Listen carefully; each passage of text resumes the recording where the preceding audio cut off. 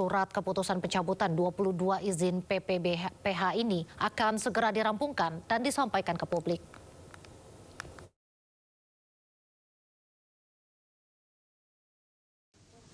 Dan kemarin saya kembali diperintahkan untuk lebih berani lagi untuk menertibkan perizinan berusaha pemanfaatan hutan atau PBPH yang nakal, yang mengganggu masyarakat dan juga mengganggu lingkungan hidup dan hutan kita.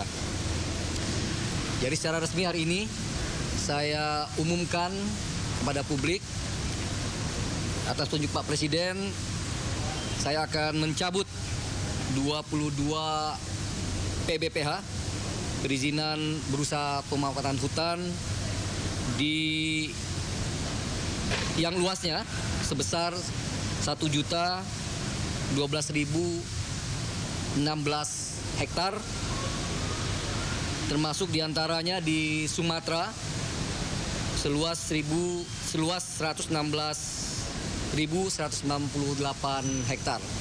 Detailnya ya, saya akan menuliskan SK pencabutan ini dan nanti akan saya sampaikan kepada rekan-rekan media sekalian. Dikutip dari inews.id, Kapolri Jenderal Listio Sigit Prabowo resmi menetapkan Peraturan Polri Nomor 10 Tahun 2025 tentang penugasan anggota Polri aktif di luar struktur organisasi Polri.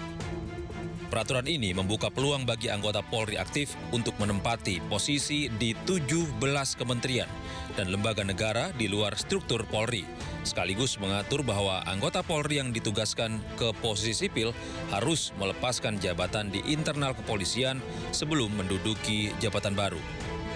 Menanggapi Perpol ini, Guru Besar Fakultas Hukum Indonesia, Mahfud MD berpendapat peraturan tersebut bertentangan dengan 2 undang-undang lain. Perkap nomor 10 tahun 2025 itu bertentangan dengan 2 undang-undang. Yaitu pertama Undang-Undang nomor 2 tahun 2002 tentang Kepolisian Republik Indonesia, di mana di dalam pasal 28 ayat 3 disebutkan bahwa yang anggota Polri yang mau masuk ke jabatan sipil itu hanya boleh apabila minta berhenti atau pensiun dari dinas Polri.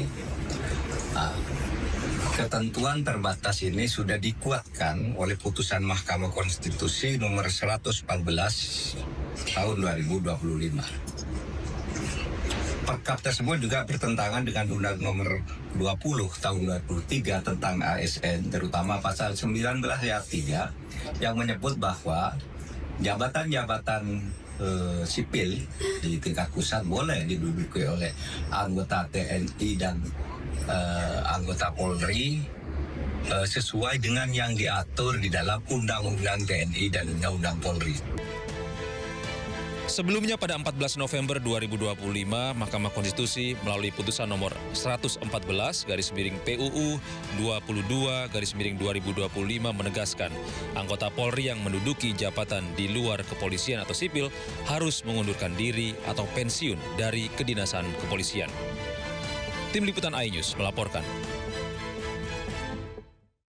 Dan pemirsa, berikut 17 kementerian dan lembaga yang bisa dijabat anggota Polri aktif sesuai Peraturan Polri Nomor 10 Tahun 2025 tentang anggota Polri yang melaksanakan tugas di luar struktur organisasi Polri.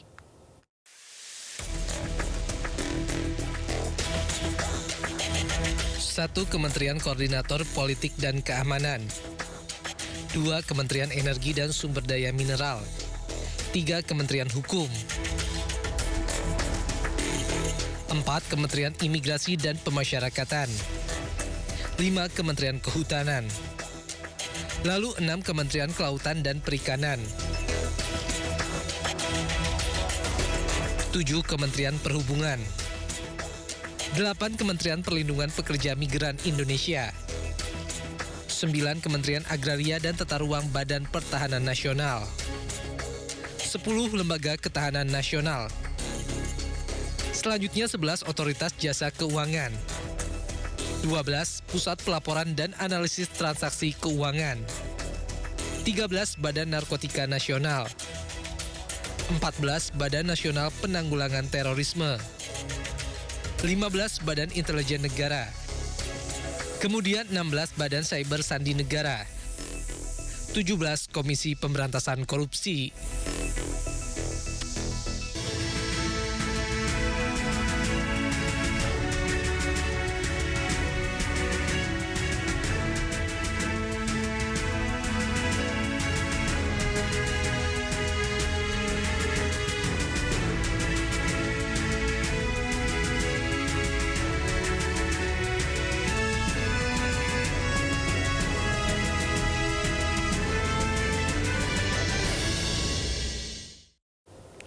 Pemirsa, Presiden Prabowo menggelar sidang kabinet paripurna di Istana Kepresidenan Jakarta guna membahas penanganan bencana Sumatera.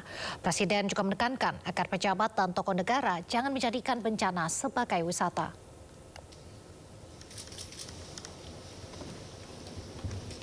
Presiden Prabowo langsung memimpin sidang kabinet paripurna pada Senin sore yang membahas penanganan bencana Sumatera dengan rekonstruksi dan rehabilitasi yang menjadi fokusnya. Presiden juga menekankan agar para tokoh dan pejabat negara jangan menjadikan bencana sebagai objek wisata.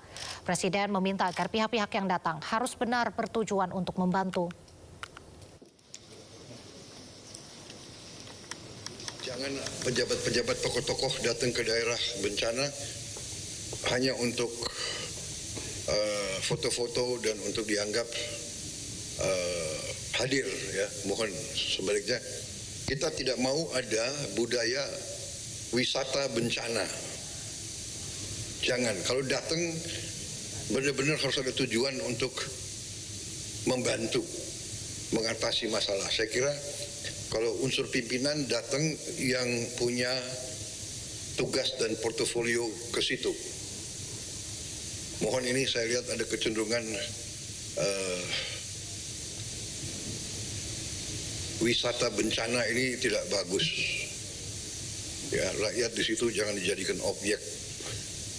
Kita datang ke situ untuk benar-benar ingin mencari masalah, melihat kesulitan dan bertindak. Kemudian semua gubernur yang berdampak langsung saya perintahkan mengirim dana operasional taktis 20 miliar. Semua bupati wali kota di 52 kabupaten kota yang terdampak langsung saya kirim 4 miliar rupiah. Dan ini sudah langsung dan sudah diterima di luar anggaran pemulihan. 3 hari setelah instruksi saya, uang sudah sampai di semua kabupaten. Mendagri, apa benar begitu? Betul? Ya. Sudah sampai semua.